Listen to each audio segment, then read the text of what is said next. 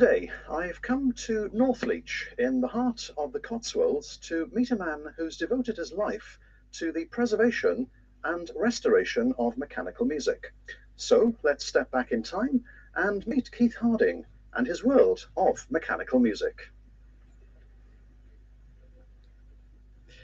The museum hadn't always been based in Gloucestershire, and so I began by asking proprietor Keith Harding how he first got interested in the world of self-playing musical instruments and what brought him to this part of the world. Brought up in the Cotswolds, and when I was a small boy, quite a lot of my friends had musical boxes in the nursery and even player pianos. You see, there was no other way of listening to canned music in the home until 1924, when broadcasting came in. But after broadcasting came in, the musical boxes went out of fashion. Now, Keith, as we'll see later on, there are so many different exhibits here at the museum itself. How did you manage to find them in the first place? Well, we're very well known, and in fact, a lot of the instruments find us because people write to us, offer us things, and of course, we get a lot of things brought in for restoration. And occasionally the owners decide to leave them with us instead of having them restored, because it's an expensive and time-consuming job. What sort of condition are they in when they actually find their way to you? They always require quite a lot of attention. Sometimes they're in really terrible condition. But of course that makes our work particularly interesting, because there are always new challenges. We're always having to find new techniques for dealing with various problems to get the best possible sound out of them. They've been restored. As well as the museum, you also have the reputation as being one of the finest restorers of music boxes and clocks in the world. Well, that's really for other people to say, but when we started in 1961 in North London, there really wasn't anywhere in the world where you could get good quality work done on these instruments, and we had to set out to learn to do it ourselves. We very soon started to get work coming to us from all over the world, and we established that reputation because we've always put a very strong emphasis on quality. We always try and get the very best quality sound out of the instruments we work on. What about spare parts for the musical instruments, Keith? Do you have to make everything from scratch nowadays? Pretty well, yes. There's nothing off the shelf. It's all handmade. Well, we've moved into the music room here now at the museum, and to enlighten us more on the exhibits on display, here's Phil, our tour guide. Hello there, I'm Philip, and I'd like to tell you a little bit about the building it's in, first of all. Westwood's Grammar School, list of headmasters down the wall, opened in the 16th century, 1589, first headmaster John Stone. Closed in 1922, last headmaster Frederick William Godwin. One of the famous pupils, James Bradley, Astronomer Royal, replaced Edmund Halley in 1742, came to school here. A bit of graffiti, a bit more permanent than the aerosol cans they use today, and that's 19th century graffiti. There you see how the building used to look with the Gothic arch windows.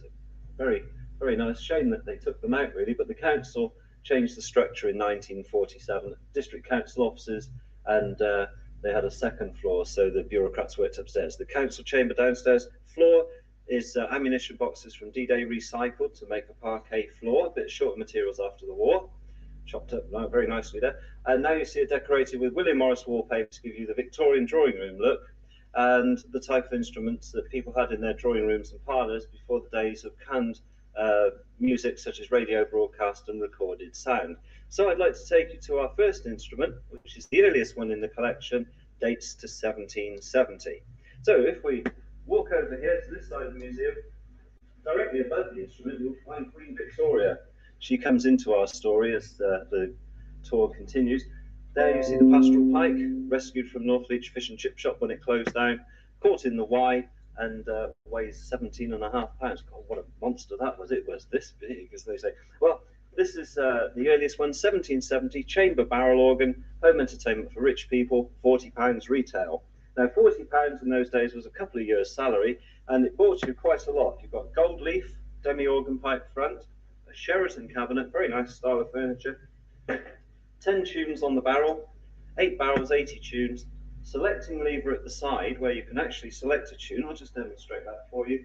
Lifting up the key bar, move the barrel along a line, another set of pins.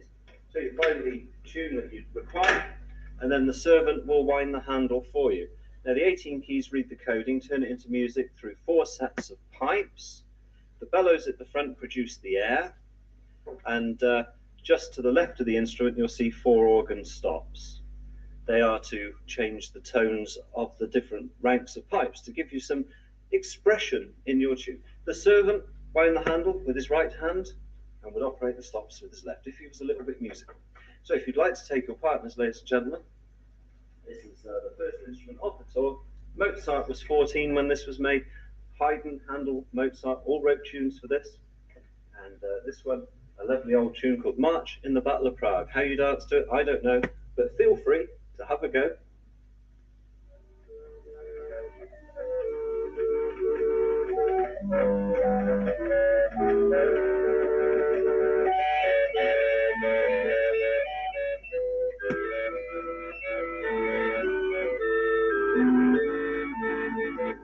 Now this instrument, taking the chamber barrel organ to about as good as they got, this one, 1840, the day of the Empire. Stops along the front, very Gothic looking, this one.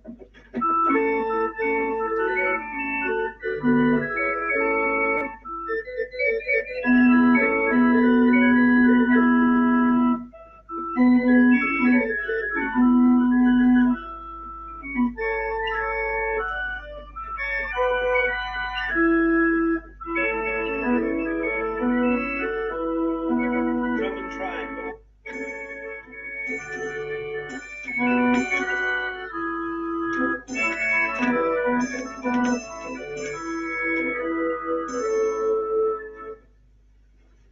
Well-known pop tune, Rule Britannia. So now, onto the musical box. And the invention of the musical box really came from an invention from Anton Favre in 1796, the sprung steel tooth.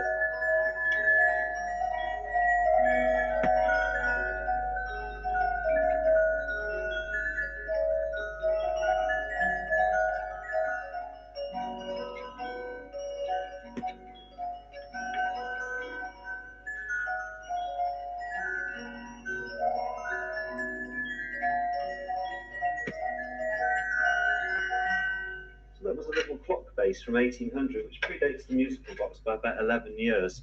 Through that little hole there, a mantle clock would trigger the instrument every hour. One of 4 different tunes pinned onto the cylinder, cylinder brass, steel pins inserted, all done by hand. Precision work of the Swiss, and very costly too.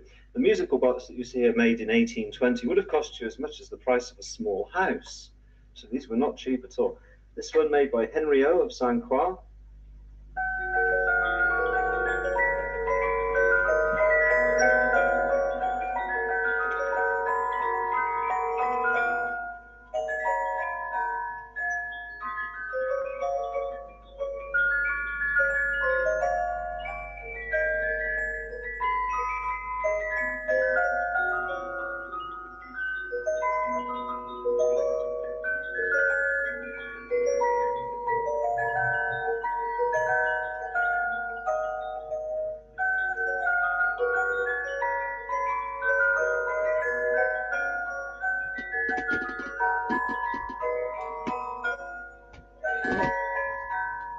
What? You turn it down a little bit. Then Maybe. perhaps the I can't most hear what I'm precise watching. musical instrument ever made in Switzerland was the Overture Box.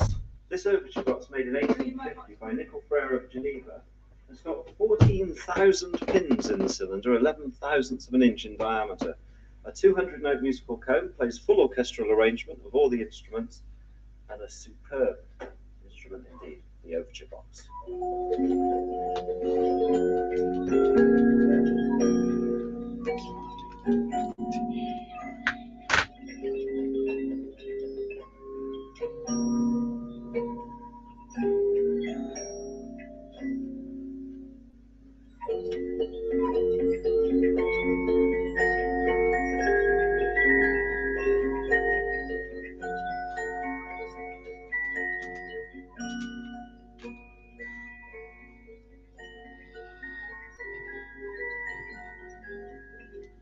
So now, along came bell boxes from about 1865. Now this bell box also has the luxury of a zither, which is parchment rolled up, which you can dampen down to give you a plucky type of effect on the cone.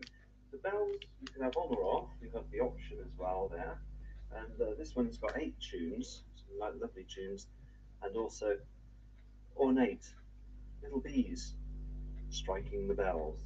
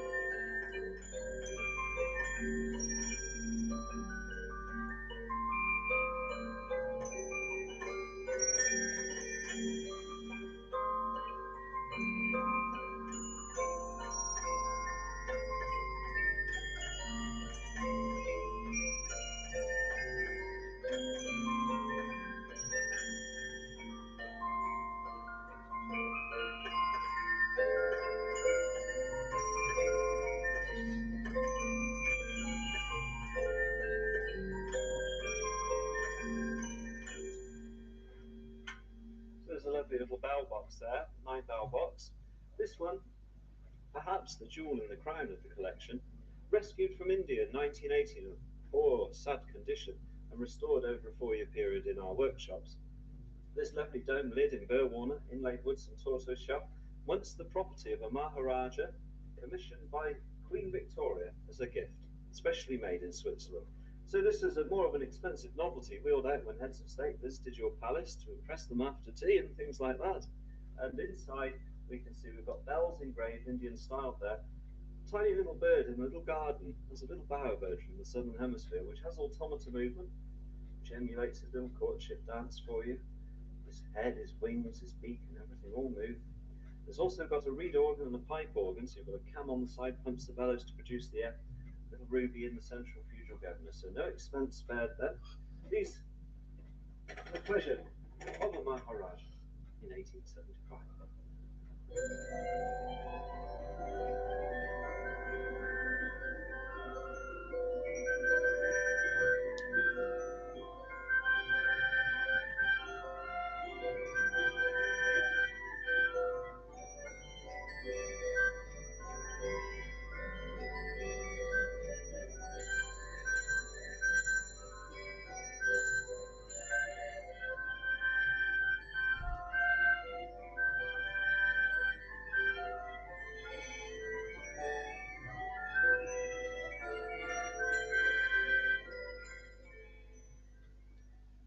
So here's the technology which gave you the ability to change the cylinder, much like you can change your CD today.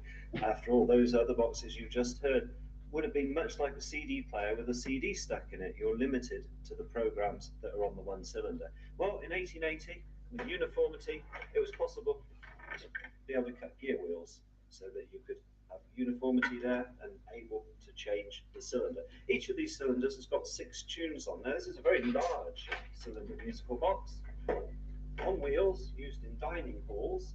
So when you sat down for your meal, this was playing. When you stood up at the end, it was still playing. Because it has 2 very large springs, whole evening's entertainment there. Nickel plated throughout. Now, of course, today we have the luxury of infrared remote control. Just point it at whichever your CD player or whatever, and you can change your tracks from the comfort of your armchair. Well, no such things in those days. You have a tune select inside the box, where you can locate a tune against your tune indicator and reference that with your tune card. No remote control, but a bread roll thrown at a servant would suffice. It would do more or less the same job, really, and need to come and ask you what tune you wanted. So here's one. I'm sure you all know. This is an old German tune called O Tannenbaum. But also, we'll keep the red flag flying here. So, are you listening, Mr. Tony Blair?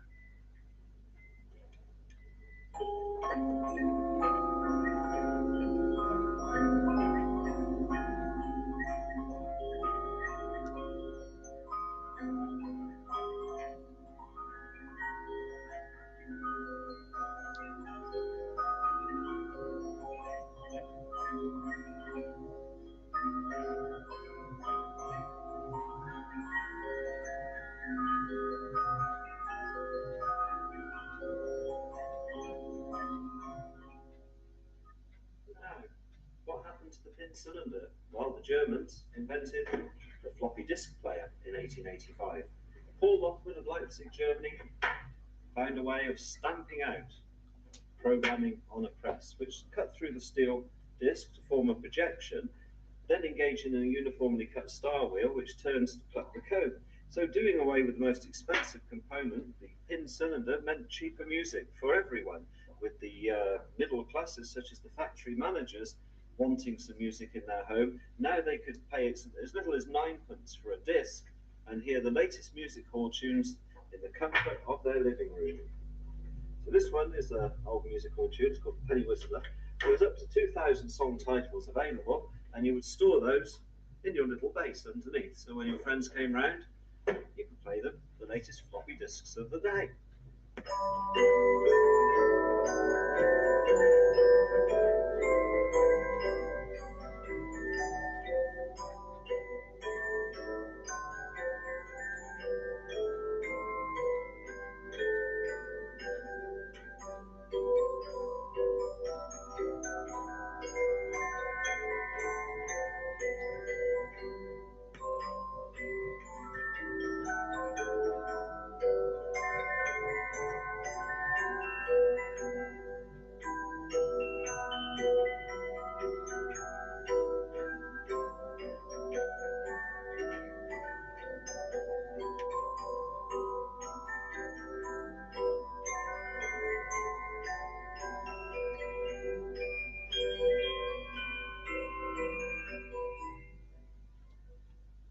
So that was the tabletop size, 15.5-inch, very popular. This 25-inch Symphonian, used in a cafe, 7 foot tall.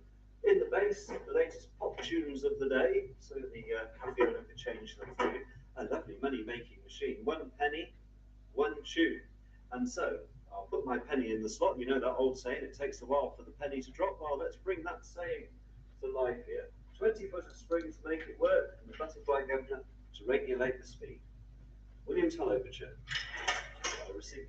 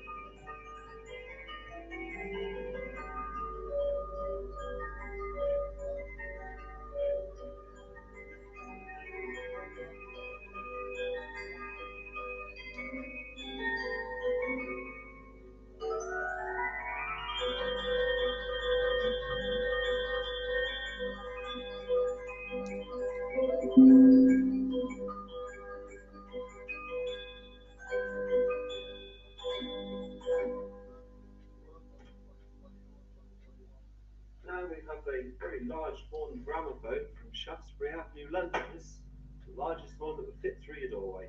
29.5 inches in diameter, a doorway 30 inches wide. The horn is made of papier-mâché on a wire frame from old London telephone directories. So this is environmentally friendly. Now if you look at the turntable, flat disc, 78 RPM, spring powered.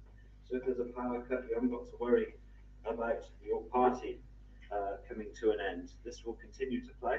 And if you were a hi-fi enthusiast, back in 1930, you used bamboo fibre needles, not steel needles, because these are less traumatic for your record.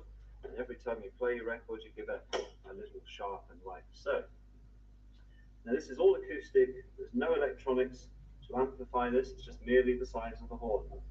Even poor old Nipper, the dog there, can't understand why he hasn't got such a big horn to look down. 35 guineas then, 1930.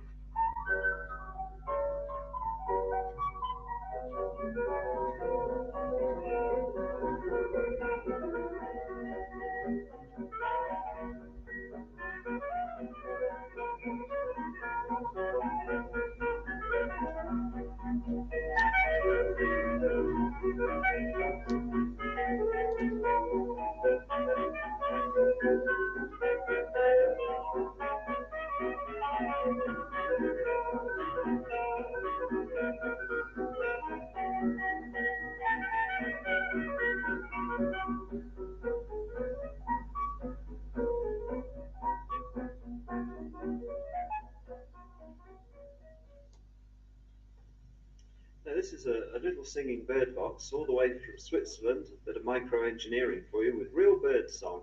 This is the song of the siskin bird.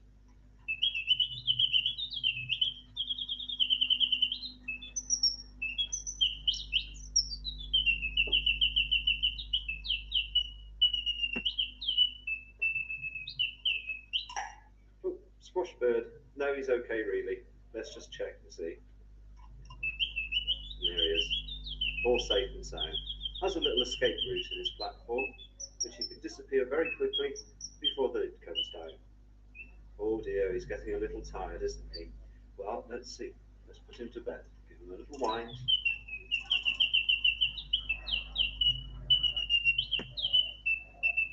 Say bye-bye. So a lovely little bird box there. Now in the nursery, Nanny looked after the rich people's children, and so would have to keep them occupied most of the day. Now this is Mr. Rabbit and his cabbage, a lovely little child's toy, made it in Paris in 1890.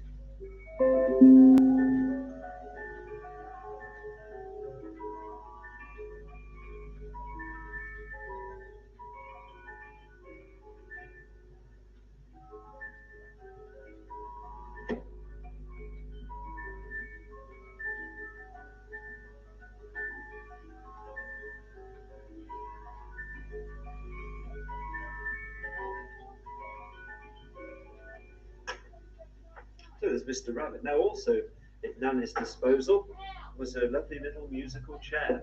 You see, when Nanny sat down on this, her weight would trigger a musical box underneath, and so you have the musical chair. Works like the whoopee cushion, but far more elegant.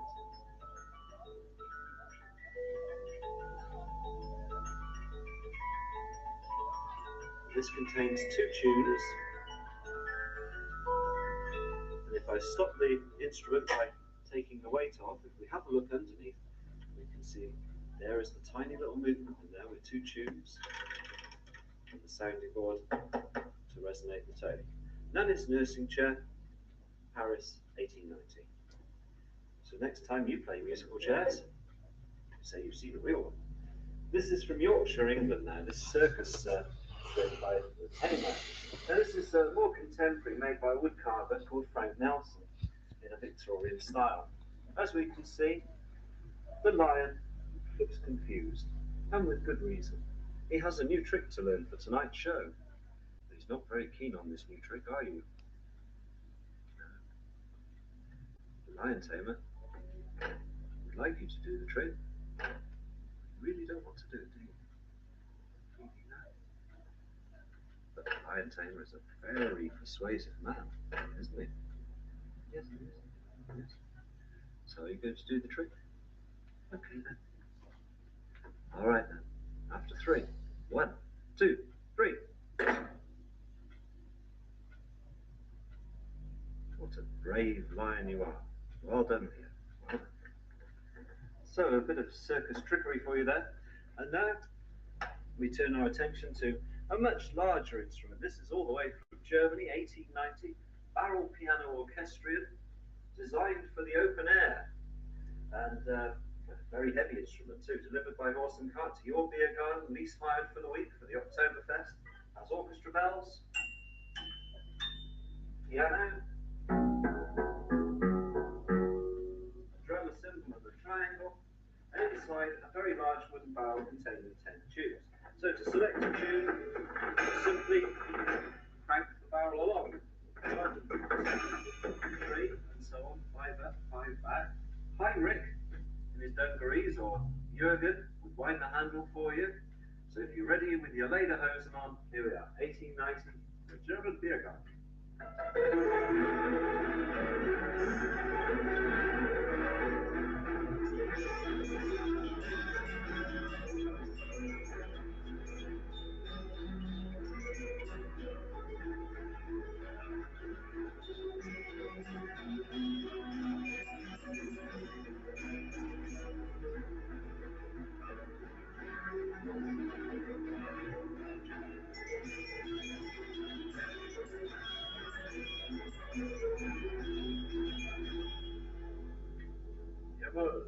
Well, you feel like a beer after that one, but if you follow me now down to the other end of the museum, we can have a look at an Orchestrion all the way from Vienna, 1902.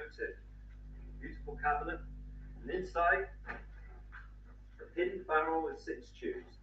Now this instrument is weight operated. This handle winds up 100 weights of cast iron, which is attached to a steel cable or a pulley at the back of the machine. Cafe, there would have been a 30-foot drop for that weight. 6 tunes on a barrel, also the cage.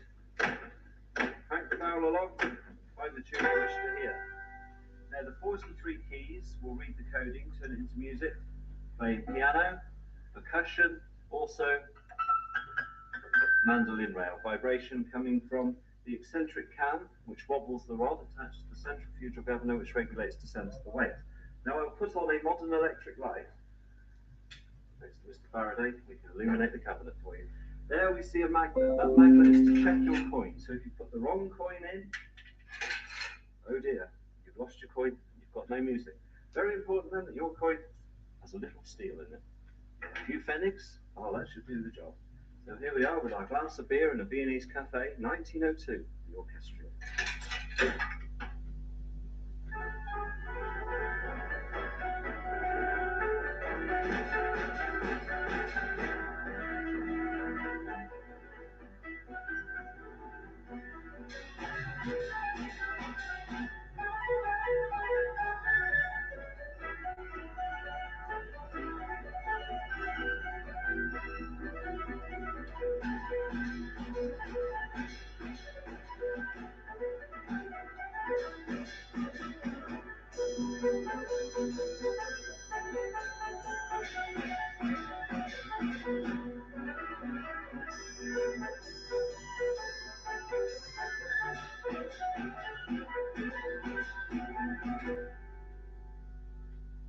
Bit of umpire there for you from the Viennese cafe. Now, we cross the room, we can look at an instrument from the drawing room of 1860. Mechanical piano made by Hicks of London. Now I'll take the front off this so you can see what's going on inside. There we have the short strings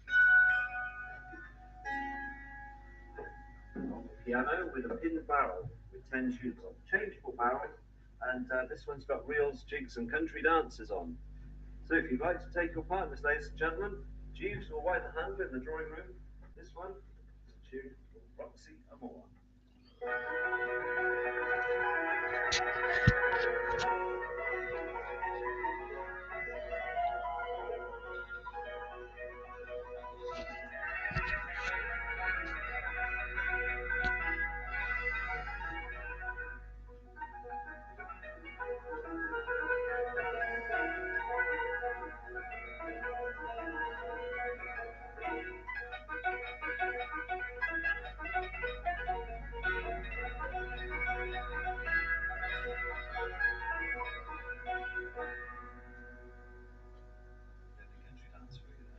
So the end of the pin barrel is in sight.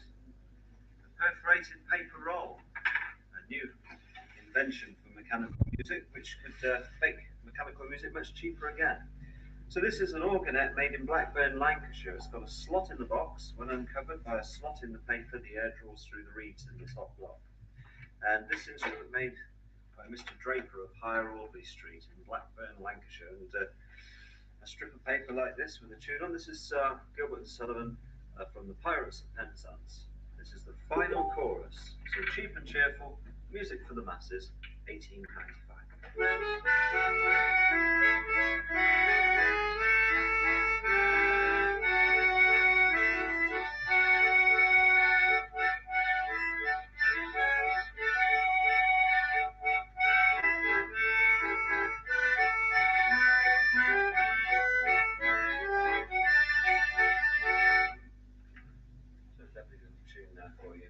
No, that's a cheap instrument. Let's have a look at a more expensive one. All the way from New York State, 1895, we have the Aeolian Orchestrion. Now, the Aeolian Orchestrion, made in New York, shipped over, sold in Bond Street. This has got 12 speaking voices, 310 reeds in the walnut cabinet, 58 holes on the tracker bar to read the coding on paper, 58 keys to play it manually, a little switch here which you can change from one to the other, but not both at the same time. But if you were using the paper and you wanted to impress your friends, you can always use the panel to cover up the paper roll, and everyone thinks it's you that's performing. Now this operates by pedals. Those pedals fill up a chamber of air. It's got a tempo control, a air motor. The further you put it out, the faster the paper roll will go. Volume with the right knee, organ swell with the left knee, and a sealed box which keeps the pressure in because it blows air through the whole ball and draws air opposite to the harmonium. As Aeolian of New York used to say on their advertising for this, we supply the music, you supply the interpretation. So how you play it is entirely up to you. You have total control of your orchestra. So excuse me while I just sit down now and play a little tune for you. This one is a tune by Edward Grieg. It's from his Peer Gynt suite and it's called Daybreak. Just rewinding the paper roll. Oh, there's a modern word, rewind. And go back to the beginning of the tune here. There we are. So a sealed box. Very windy day in there. So let's start with excuse me, a flute and a horn, and then we'll gradually build up our orchestra as we go.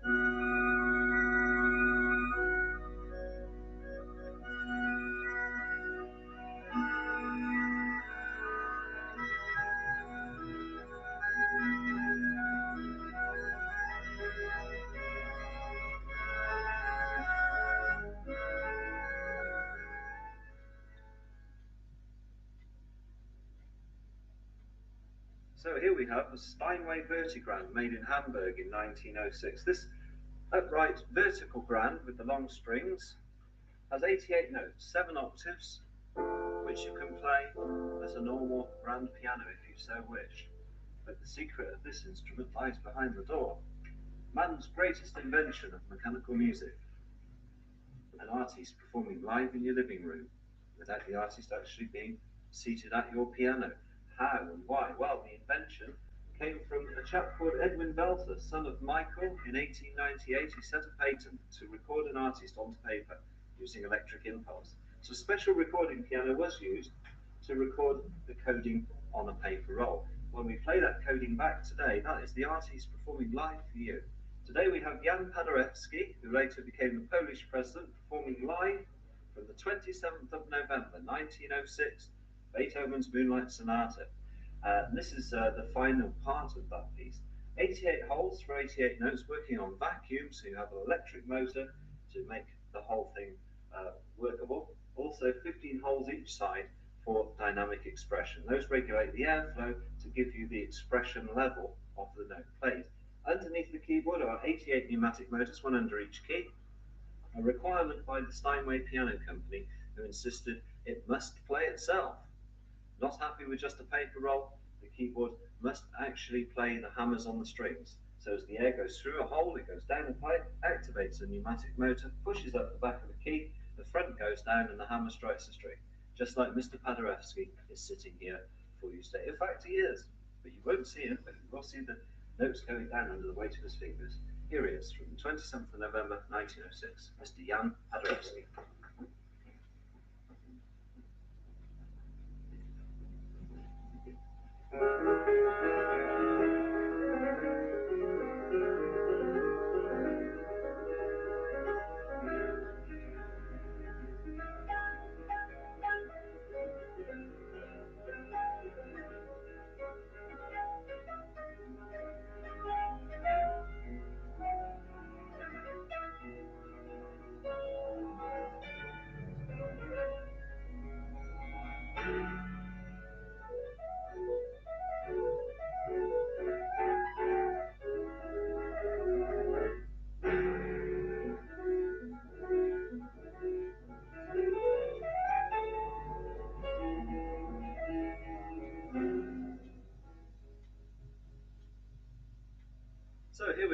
in a Berlin cafe of 1920, the days of Marlene. This is a coded roll, not an artist's performance, but coded with expression, loud and soft, and also sustained. Featuring on the coded roll programming for a wooden block and a mandolin rail. Leather and wood strips triggered in between the hammers and the strings give you a bit of a Harry line theme. We've taken the covers off this to show you the mechanical engineering working. Also, you'll see the keys move too. Not like the Steinway though, it doesn't have a true player action, merely weighted keys. So when the pneumatic stack action is taken up, the keys will drop through gravity. For your pleasure in the cafe. But of course, with public entertainment, fully automated as this is, you have to pay for your entertainment. So one coin will buy you one tune, several tunes on a roll, and it's mercury switching, so as you put your coin in the slot, it dips the mercury on the way through, triggers the relay, and starts the motor. The date then, 1920, the decadent cafes of Berlin.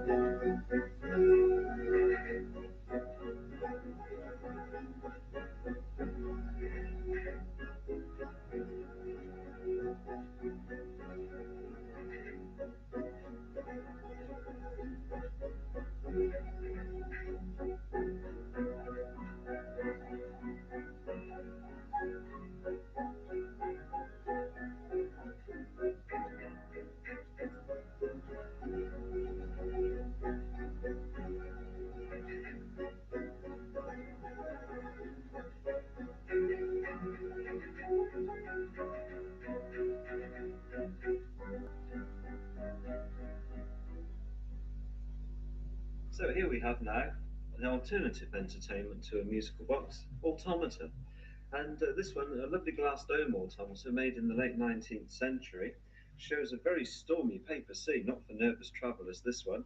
A water wheel gently turning, and out of the tunnel on the right hand side, well, if we wish hard enough, we should find a train popping out. So here we are, late 19th century drawing room entertainment, a glass dome automata.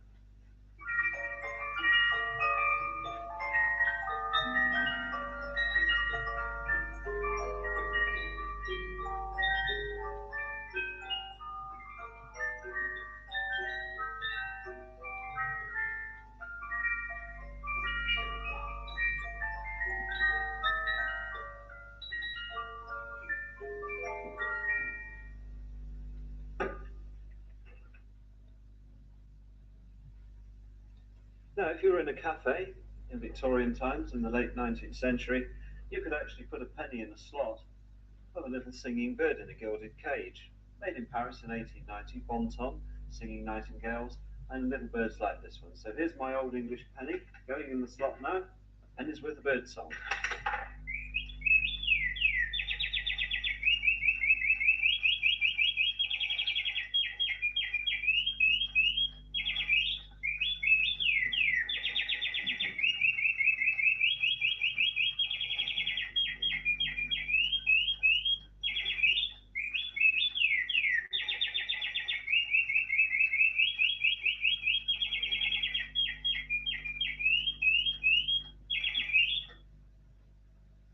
And next to the little bird, also made in Paris, is an automata by Mr. Vici, and this is his banjo player.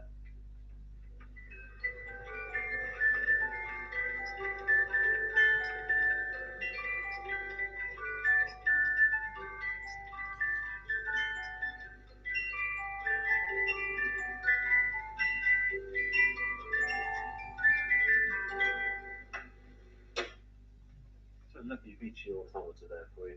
Now moving along again to the far end of the piano is a German automata. This is the violin player. This is Joey, his name is, and he loves this violin. He gets a lovely scrapey sound from it. also made late 19th century. Joey has got music in his chair, just like Nanny, to help him along. Are you ready, Joey? Off you go.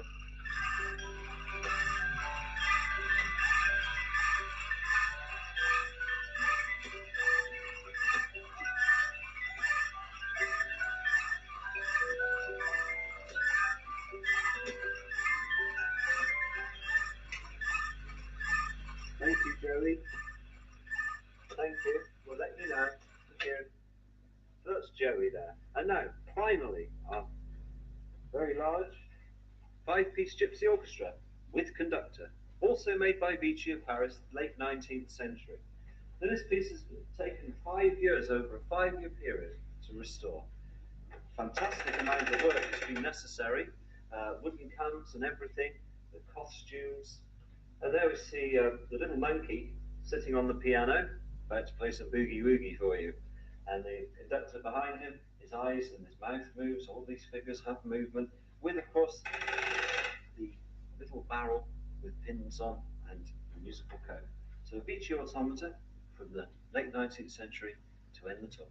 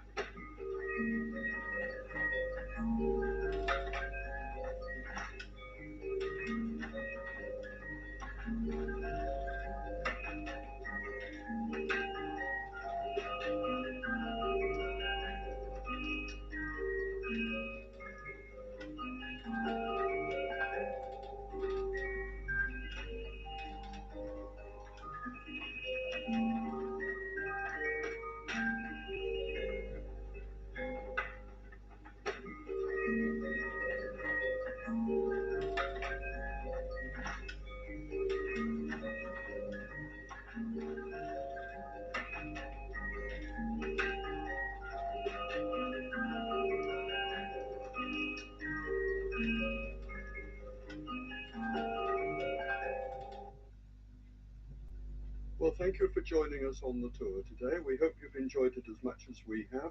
Do come again, there's always something new to look at. And so from all at Keith Harding's World of Mechanical Music, we wish you goodbye and all best wishes.